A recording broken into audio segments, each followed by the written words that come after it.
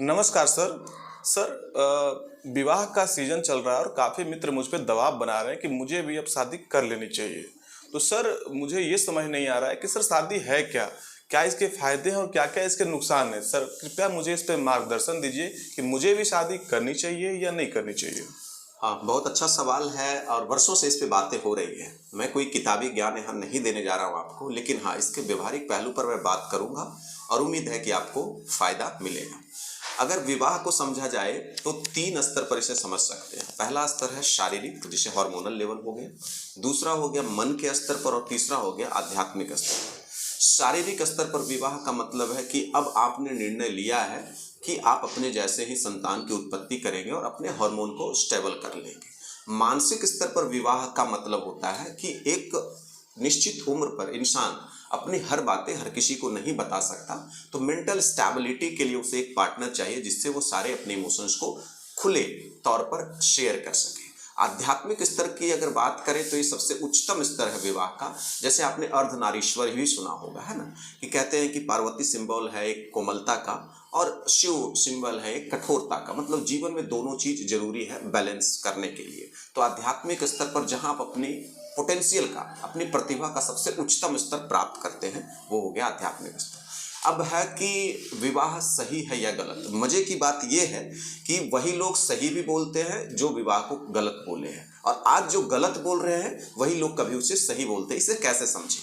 विवाह को समझने के लिए, सही और गलत समझने के लिए, 2 तरह के लोग हैं। एक तो जो विवाह कर दिए हैं और दूसरा जिन्होंने विवाह नहीं किया। आपने कभी गौर किया कि वही लोग बुराई कर रहे हैं विवाह के कि जो विवाह करके बैठे हैं?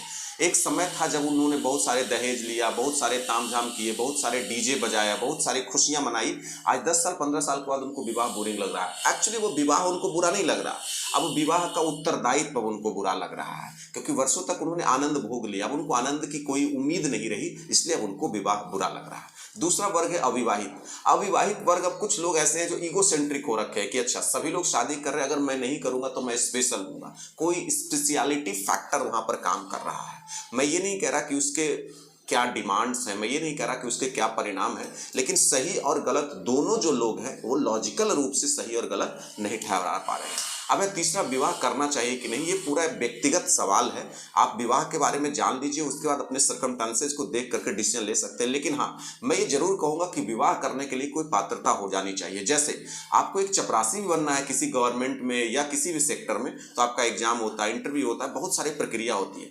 विवाह जन्म सिद्ध अधिकार नहीं होना चाहिए। विवाह आपकी क्षमताओं पर निर्भर होना चाहिए। एक कार्ड पर लिख देने से आप सुपुत्र सुपुत्री नहीं हो जाते हैं। एक साथ फेरे लेने से आप पति परमेश्वर नहीं बन सकते हैं। 9 महीने में आप एक उच्चतम स्तर के पिता नहीं बन सकते हैं। आप 10 दिन पहले गांजा भांग मार करके अगर सो रहे हैं और कार्ड पर आपको सुपुत्र बना दिया गया, तो आप कैसे सुपुत्र होंगे?